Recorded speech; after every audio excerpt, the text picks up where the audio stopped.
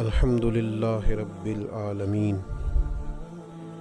والعاقبۃ للمتقین والصلاة والسلام علی سید الانبیاء والمرسلین وعلی آلہ واصحابہ اجمعین اما بعد اعوذ باللہ من الشیطان الرجیم بسم اللہ الرحمن الرحیم قل هو اللہ احد اللہ الصمد لم یلد ولم یولد ولم یکن لہ کفوا احد صدق اللہ العظیم وصدق رسولہ النبی الکریم الامین اللہم صلی علی سیدنا و مولانا محمد معدن الجود والکرم وآلہ وصحبہ وبارک وسلم الصلاة والسلام علیک یا سیدی یا رسول اللہ وعلی آلک واصحابک یا سیدی یا حبیب اللہ۔ حمد و صلاة کے بعد ماہ نور و سرور، ماہ رمضان المبارک کی بابرکت پرکیف خوبصورت گھڑیاں اللہ نے ایک دفعہ پھر امت مسلمہ کو نصیب کی ہیں۔ اللہ تعالیٰ اس ماہ مبارک کو عالم اسلام کے لیے باعث خیر و برکت اور اس کی رحمتوں کے صدقے اللہ تعالیٰ امت کو عروج اور پاکپن عطا فرمائے۔ آج رمضان المبارک کی بابرکت گھڑیوں میں پہلی تربیتی نشست ہے۔ آج کی گفتگو میں عقیدہ توحید کے تعلق سے چند گزارشات آپ کی خدمت میں عرض کرنی ہیں، اور میں نے یہ عرض کرنا ہے کہ عقیدہ توحید انسان کی زندگی پر کس طرح کے روحانی اثرات مرتب کرتا ہے۔ جس عقیدے کا انسان ہوتا ہے، جس نظریے کو وہ مانتا اور جانتا ہے، اس کے لازمی اثرات اس کی روحانی زندگی پر ہوتے ہیں۔ اسلامی عقائد میں سے بنیادی عقیدہ عقیدہ توحید ہے۔ اللہ تعالیٰ کی ذات اور صفات میں اسے یکتا اور تنہا ماننا، ذات و صفات میں کسی کو کبھی شریک نہ ٹھہرانا، یہ عقیدہ توحید ہے۔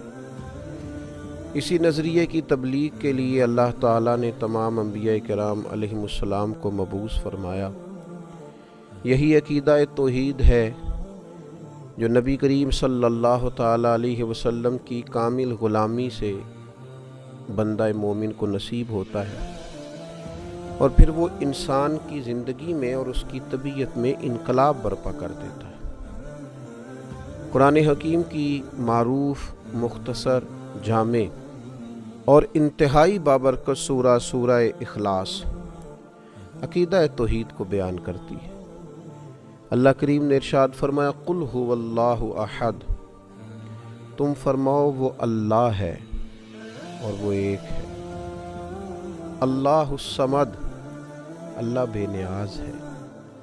لم یلد ولم یولد، نہ اس کی کوئی اولاد ہے اور نہ وہ پیدا کیا گیا ہے۔ ولم یکن لہ کفوا احد، اور اس کا کوئی ہمسر نہیں، اس کا کوئی جوڑ نہیں۔ اللہ تبارک و تعالی وحدہ لا شریک ہے۔ اللہ تعالیٰ بے نیاز ہے، کھانے سے، پینے سے، تھکن سے، سونے سے، جاگنے سے، اونگ سے۔ اللہ بے نیاز ہے۔ اللہ تبارک و تعالی کی نہ کوئی اولاد ہے، نہ اس نے کسی کو جنا ہے، نہ وہ جنا گیا ہے، اور اس کا کوئی ہمسر نہیں۔ یہ مضبوط عقیدہ، کائنات کا خالق، مالک، رازق، عزتیں اور ذلتیں جس کی حکمت کا تقاضا ہیں، وہ اللہ تعالیٰ ہے۔ اپنے بندوں پر نہایت مہربان ہے، کرم فرمانے والا ہے، رحمت کرنے والا ہے، غلطیوں سے درگزر کرنے والا ہے، دنیا اور آخرت میں اپنے بندوں پر رحمت کی نظر کرنے والا ہے۔ وہ کریم مالک جو دریاؤں میں مچھلیوں کو، جو بلوں میں چیونٹیوں کو، پتھروں میں کیڑوں کو، جو ہر کونے میں ہر مقام پہ بسنے والے انسانوں کو رزق عطا کرتا ہے۔ مالک حقیقی ہے، خالق حقیقی ہے، رازق حقیقی ہے۔ رحمان ہے، رحیم ہے، کریم ہے، ستار ہے، غفار ہے۔ وہ اپنی شانوں، صفتوں، کمالات اور اسماء مبارکہ میں ہر لحاظ سے بلند و بالا ہے، یکتا و تنہا ہے، اور اتنا کریم ہے کہ جس طرح کا بندہ اس کے ساتھ گمان کرتا ہے، مالک اسی طرح کا اس کے ساتھ معاملہ فرما دیتا ہے۔ مانگنے والوں کو رزق بھی دیتا ہے، عزت بھی دیتا ہے، صحت بھی دیتا ہے، اولاد بھی دیتا ہے، عمر بھی دیتا ہے، اور دیتا ہے تو بے حساب ہی دیتا ہے، اور دیتا ہے تو پھر اتنا دیتا ہے، اتنا دیتا ہے، اتنا دیتا ہے کہ انسانیت لیتے لیتے تھک جاتی ہے، لیکن مالک کی عطائیں جاری رہتی ہیں۔ فرمایا بس ایک بات کا خیال رکھنا، کسی کو اس کا شریک نہ ٹھہرانا۔ بہت زیادہ تفصیلات نہیں، مسلم شریف کی ایک حدیث حضرت جابر ابن عبداللہ رضی اللہ تعالیٰ عنہ بیان کرتے ہیں کہ نبی کریم صلی اللہ تعالیٰ علیہ وسلم نے بیان فرمایا کہ جو اللہ تعالیٰ سے اس حال میں ملا، جس نے گویا بروز قیامت رب سے اس حال میں ملاقات کی کہ وہ کسی کو اللہ کا شریک نہیں ٹھہراتا تھا، تو بندہ جنت میں جائے گا۔ ختم ہو گئی بات۔ اور فرمایا جس نے اللہ سے اس حال میں ملاقات کی کہ معاذ اللہ وہ کسی کو اللہ کا شریک ٹھہراتا تھا، وہ بندہ دوزخ میں جائے گا۔ رسول رحمت صلی اللہ تعالیٰ علیہ وسلم کی اس خوبصورت جامع اور معنویت سے بھرپور روایت نے عقیدہ توحید پورے کا پورا سمیٹ کے رکھ دیا، اور اس کے جو نتائج ہیں اور اس کا جو لازمی اور آخری نتیجہ ہے وہ بھی بیان کر دیا کہ عقیدہ توحید و رسالت کا قائل جنتی ہے، اور اگر کسی مقام پر معاذ اللہ اللہ کی ذات و صفات میں کسی کو شریک سمجھتا ہے تو وہ جہنمی ہے۔ اب یہ عقیدہ توحید کہ انسان اللہ کو وحدہ لا شریک مانے، اللہ کو بے نیاز مانے، اللہ تبارک و تعالیٰ کو ہی رازق اور خالق مانے، اللہ تبارک و تعالیٰ کی ذات پر ہی اس کا بھروسہ ہو، پھر اگر عقیدہ توحید اس کا مضبوط ہو تو اس کی روحانی زندگی پر اس کے اثرات کیا ہوتے ہیں۔ 10 باتیں میں نے آپ کی خدمت میں عرض کرنی ہے۔ عقیدہ توحید کے جو روحانی اثرات ہیں، انسان کے وجود کو، روح کو، ذہن کو قوت اور توانائی جو یہ عقیدہ دیتا ہے، وہ 10 باتیں اللہ کی توفیق سے آپ کی خدمت میں عرض کرنے جا رہا ہوں کہ طاقتور ترین اور مضبوط ترین اور وسیع الذہن اور وسیع القلب اور وسیع المزاج شخصیت عقیدہ توحید ترتیب دیتا ہے۔ سب سے پہلی بات یہ ہے کہ جب کوئی انسان اللہ کی توحید کا ماننے والا ہوتا ہے تو وہ تنگ نظر نہیں ہوتا،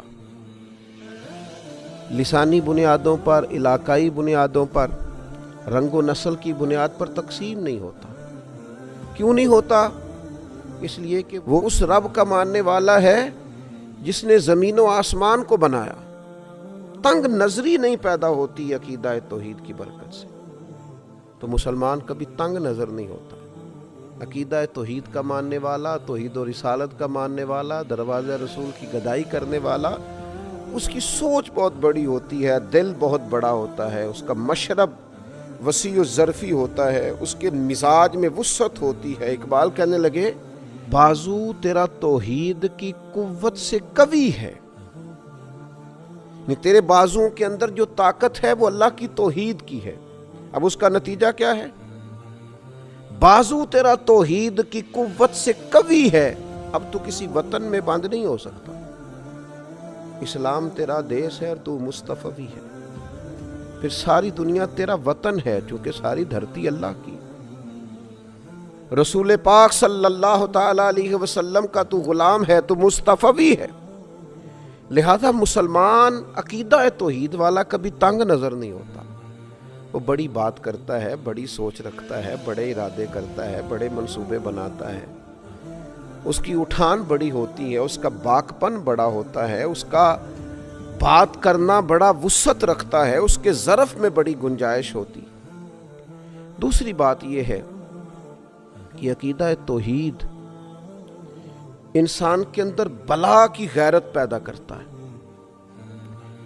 اس لیے کہ عقیدہ توحید کا ماننے والا انسان یہ اچھی طرح جانتا ہے کہ تمام طاقتوں کا مالک اللہ تعالیٰ ہے، اس میں عزت نفس پیدا ہوتی ہے، وہ کسی کو خاطر میں نہیں لاتا، وہ کہتا ہے میں کسی سے کیوں ڈروں، میں کسی دنیا دار کے سامنے سہما کیوں رہوں، وہ کسی مقام پر بھی اپنی عزت نفس کو داؤ پہ نہیں لگاتا، کیونکہ طاقتوں کا مالک تو اللہ ہے، اللہ اکبر ہے، باقی سب انسان چھوٹے ہیں، پست ہیں، وہ بڑا ہے تو صرف اللہ جل شانہ، یا وہ بڑا ہے جسے رب بڑائی عطا کرے، جسے اللہ عزت عطا کرے، جسے اللہ وقار عطا کرے، جسے اللہ تبارک و تعالی شان عطا کرے۔ پھر تیسری بات یہ ہے کہ عقیدہ توحید انسان کے اندر عاجزی پیدا کرتا ہے، متکبر نہیں ہونے دیتا،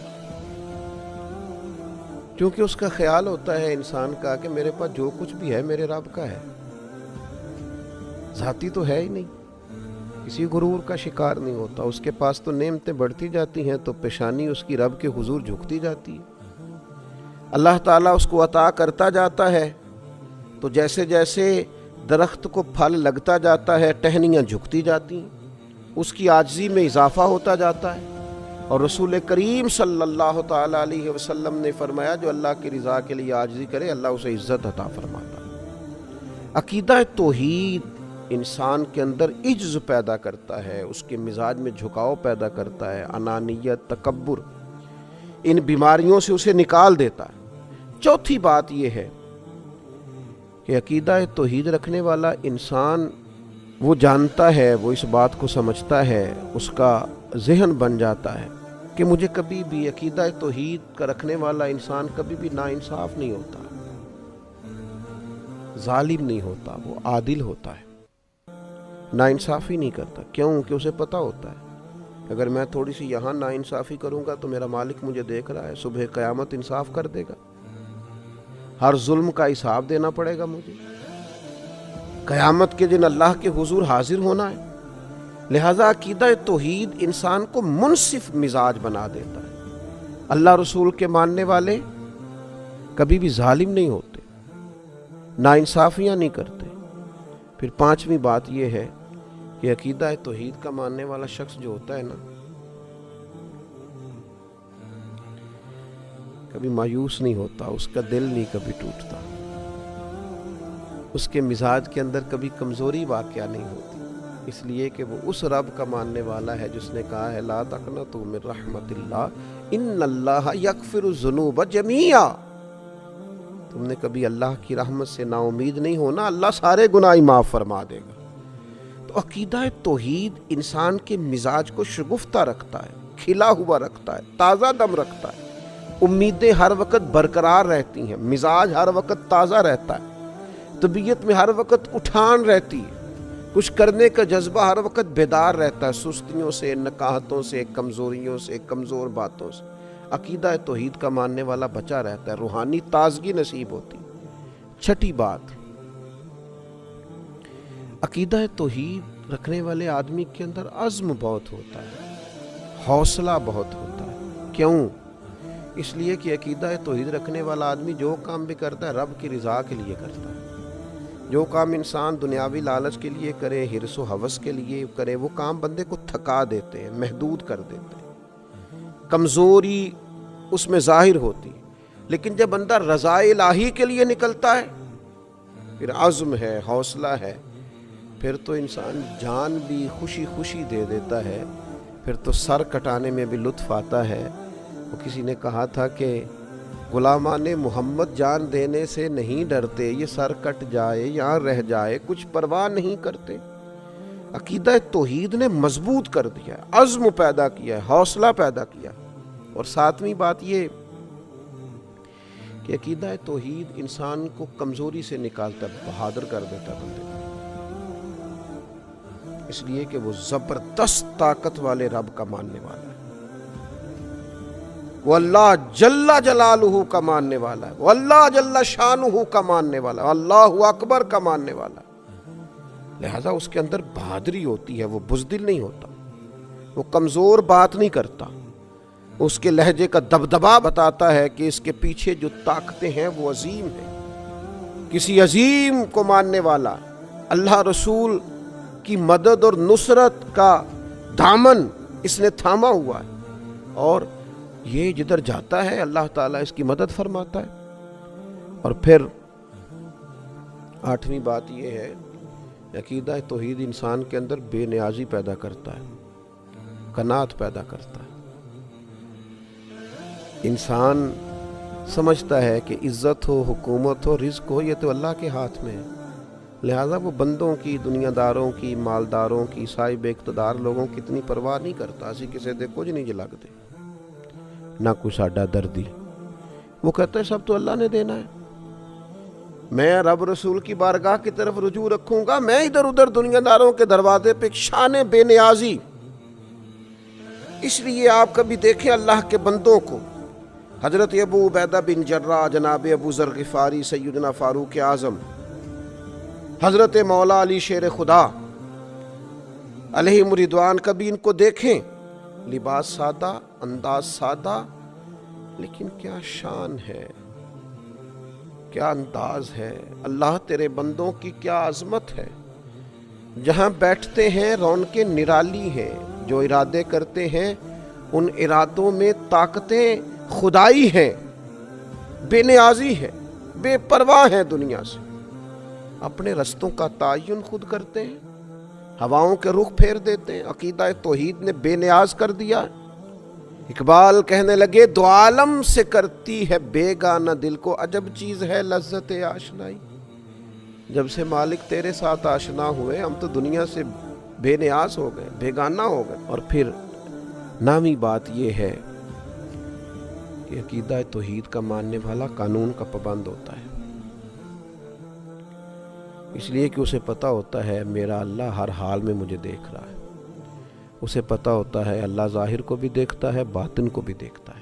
لکھا ہوتا ہے نا کیمرے کی آنکھ آپ کو دیکھ رہی ہے، محتاط رہنا. تو جسے یہ یقین کامل ہو میرا رب مجھے دیکھ رہا ہے، کسی قانون کی خلاف ورزی نہیں کرتا. اپنی حرکات کو، سکنات کو، صبحوں کو، شاموں کو، جلوتوں کو، خلوتوں کو اللہ رسول کے قانون کا پابند رکھتا ہے، کیونکہ عقیدہ توحید کا ماننے والا ہے.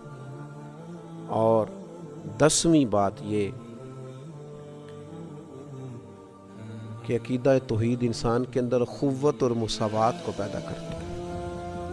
انسان سمجھتا ہے یہ ساری مخلوق اللہ کی پیدا کرتا ہے، وہ کسی کو حقیر نہیں جانتا، لوگوں سے پیار کرتا ہے. رب کی مخلوق اسے اچھی لگتی. الخلق و یال اللہ، حضور نے فرمایا مخلوق اللہ کا کنبہ ہے. جب وہ عقیدہ توحید کا قائل ہوتا ہے پھر اللہ کی مخلوق سے پیار کرتا ہے، پھر مساوات کرتا ہے، پھر انسانوں کو حقیر نہیں جانتا.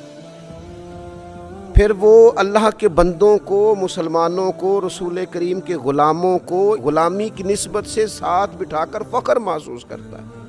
کسی بھی مسلمان صحیح العقیدہ کو پاس بٹھا کے اسے گھٹن محسوس نہیں ہوتی.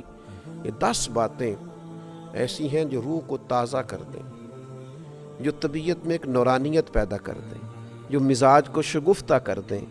یہ کب نصیب ہوتی ہیں؟ جب عقیدہ توحید ملتا ہے. 10 باتیں عرض کی ہیں. اللہ تعالیٰ مسلمانوں میں یہ پیدا کر دے، ہمارے دلوں کو ٹھنڈا کر دے. اور آپ یقین کریں اگر یہ 10 باتیں پیدا ہو جائیں تو انزائٹی بھی گئی، ڈپریشن بھی گیا، ٹینشن بھی گئی. اور یہ جو کہا جاتا ہے کہ فلاں میری بات نہیں سن رہا، فلاں میرا خیال نہیں رکھتا، ان ساری باتوں سے انسان گیا. جس کے پیچھے رب رسول ہوں اسے کسی اور کی حاجت رہ ہی نہیں جاتی. اللہ تبارک و تعالی عقیدہ توحید و رسالت کی مضبوطی عطا کرے. وما علینا الا البلاغ.